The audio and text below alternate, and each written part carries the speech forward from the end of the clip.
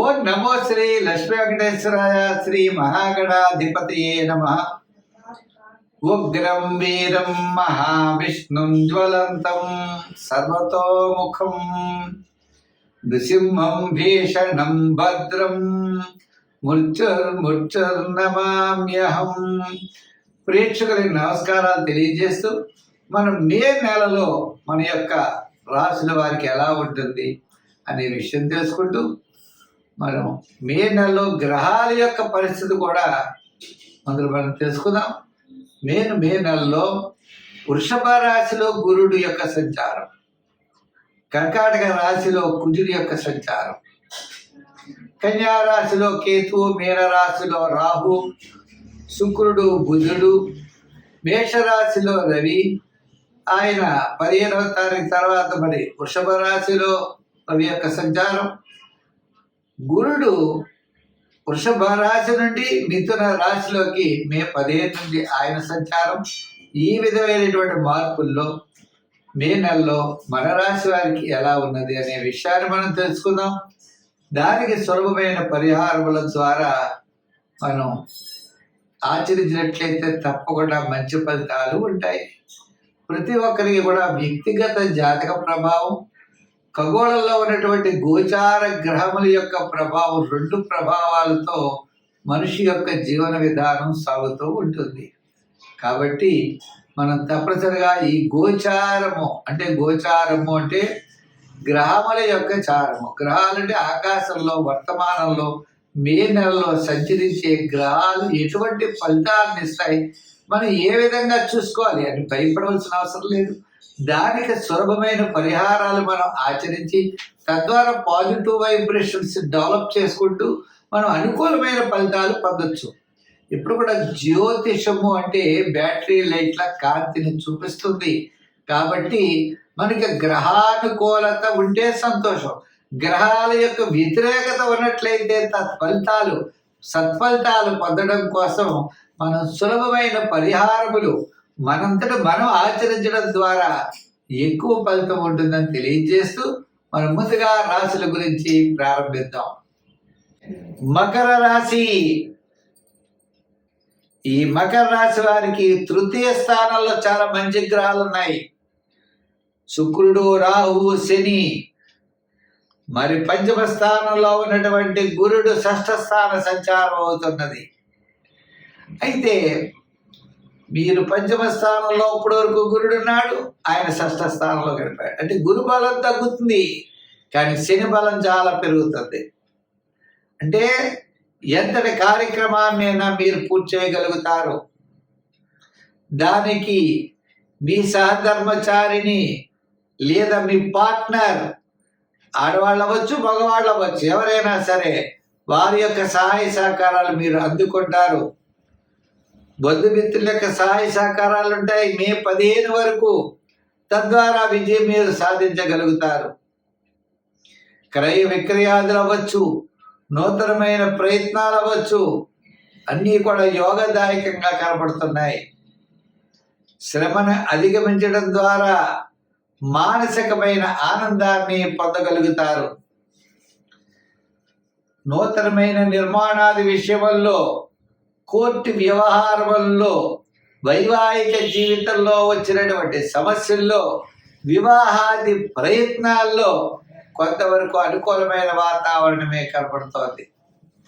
విద్యార్థులకు కూడా మంచి చక్కని ప్రయోజనాలు కనపడుతున్నాయి. రాజకీయ నాయకులకు కూడా గుర్తింపు ఉన్నది. వృత్తుల వారికి కూడా డెవలప్మెంట్స్ ఖచ్చితంగా ఉన్నది. ఐటీ రంగం వారికి, షేర్స్ వారికి, రియల్ ఎస్టేట్ వారికి కూడా అనుకూలమైన వాతావరణం ఉన్నది. తద్వారా విజయాన్ని తప్పనిసరిగా మీరు పొందగలుగుతారు. మీ యొక్క ప్రయత్నంలో లోపం చేయకూడదు. మీ ప్రయత్నాన్ని గట్టిగా చేయాలి. ఈ రాశి వారు ప్రయత్నం ద్వారా దైవ బలంతో, గ్రహ బలంతో అనుకూలమైనటువంటి ఫలితాలను మీరు పొందబోతున్నారు. అంతే కదండి, మీ యొక్క ఆలోచన విధానాలు చాలా అనుకూలంగా ఉంటాయి. కొత్త కొత్త ఆలోచనలతో ముందుకు వెడతారు. పాత మిత్రులు మిమ్మల్ని కలుస్తారు. ఇతని యొక్క సహాయ సహకారాలు, సలహాలు మీరు పొందగలుగుతారు. తద్వారా మీరు విజయం వైపుకి ముందుకు కొనసాగుతారు. అంటే మే నెల కాస్త అదృష్ట కాలముగా చెప్పబడినది. మే 15 వరకు సంపూర్ణంగాను, మే 15 తర్వాత మిశ్రమైనటువంటి ఫలితాలు ఉంటాయి. ఉన్నప్పటికీ విజయం మాత్రం మీదే. ఈ రాశి వారికి సంఖ్యల్లో 8, రంగుల్లో లైట్ బ్లూ, ఆరాధనలో మీరు తప్పనిసరిగా ఆరాధించగలిగితే శివారాధన, శివ స్తోత్రాల్ని పఠించడం మంచిది. మరి ఈ రాశి వారికి మనం అనుకున్నాం లైట్ బ్లూ కలర్ కూడా చాలా బాగా పనిచేస్తుంది. తద్వారా విశేషమైనటువంటి ఫలితాలు పొందగలుగుతారు మే నెలలో. స్వస్తి. మీనరాశి. ఈ మీనరాశి వారికి మనం చూసినట్లయితే తప్పనిసరిగా మరి తృతీయంలో ఉన్న గురుడు చతుర్థ స్థాన సంచారం, ఆల్రెడీ రాశిలోనే శని, గ్రహాలన్నీ కూడా మిశ్రమైనటువంటి ఫలితాలు కనబడుతున్నాయి. అయితే ఆత్మస్థైర్యం కొంతలో కొంత మే 15 నుంచి మే నెలాఖరు వరకు అనుకూలమైన ఫలితాలు ఉంటాయి. కుటుంబార్థిక సంతానపరమైన వ్యవహారాలు, ఆత్మవిశ్వాసం, దృఢమైన విశ్వాసంతో ముందుకు వెళతారు. సూర్య భగవానుడు మే 15 తర్వాత మేషం నుండి వృషభ రాశి సంచారమే దీనికి ముఖ్య కారణం. మిగిలిన గ్రహాలన్నీ కూడా చాలా అనుకూలంగా ఉన్నాయి. పంచమంలో కుజుడు, మరి సప్తమంలో కేతువు, జన్మంలోనే రాహు, శని, వీళ్ళంతా. అందుచేత ఏ పని చేసినా చాలా నిదానముగా చేయాలి. ఉద్యోగస్తులు ఉన్నారనుకోండి, అధికారులతో జాగ్రత్తలు తీసుకోవాలి. రాజకీయ నాయకులు కూడా మాట్లాడేటప్పుడు, ప్రయాణాదులు చేసేటప్పుడు, వృత్తుల వారు కూడా నూతనమైన వృత్తులు చేయకుండా సామాన్యమైన వృత్తులు చేయాలి. గోచార రీత్యా ఈ రాశి వారికి మిశ్రమైనటువంటి ఫలితాలు ఉన్నాయి. ఒక్క సూర్య భగవాన్ అంటే దృఢమైన మనస్సు, అదే మిమ్మల్ని విజయం వైపుకి తీసుకువెడుతుంది. ఎంతో శ్రమతో కానీ విజయం దక్కదు. సులభమైన మార్గములు ఏమీ పనికిరావు. మీ ఆలోచనలు చాలా కరెక్ట్గా ఉండాలి. మీ ప్రణాళికలు చాలా కరెక్ట్గా ఉండాలి.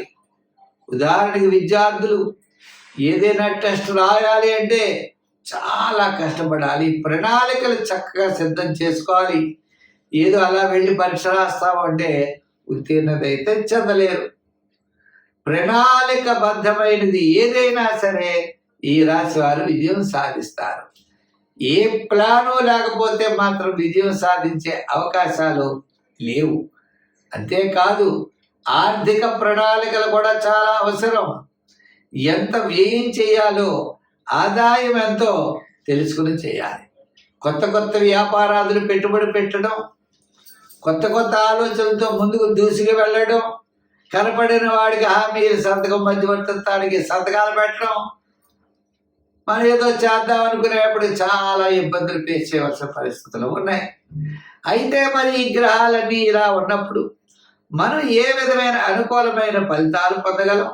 ప్రమాదాల నుండి మనం ఎలా తప్పించుకోగలం? మన అభివృద్ధి వైపు ఎలా వెళ్ళగలం అన్నట్లయితే సంఖ్యల్లో 3, రంగుల్లో గోల్డ్ కలర్ వాడటం, ఆరాధనలో నవగ్రహ ఆరాధన, నవగ్రహ ప్రదక్షిణ చేయడం, నవధాన్యాల్ని నవగ్రహాల దగ్గర ఉంచడం, అవకాశం ఉన్నట్లయితే శని భగవానుడికి ప్రీతికరమైన తిలలు దానం చేయడం, సమీపంలో ఉన్న దేవాలయాలు ఉన్నట్లయితే అక్కడికి వెళ్ళి శనికి మీరు నూనె ఇవ్వడం, ఇటువంటి చేయడం ద్వారా విశేషమైనటువంటి ఫలితాలు మీరు పొందగలుగుతారు. స్వస్తి.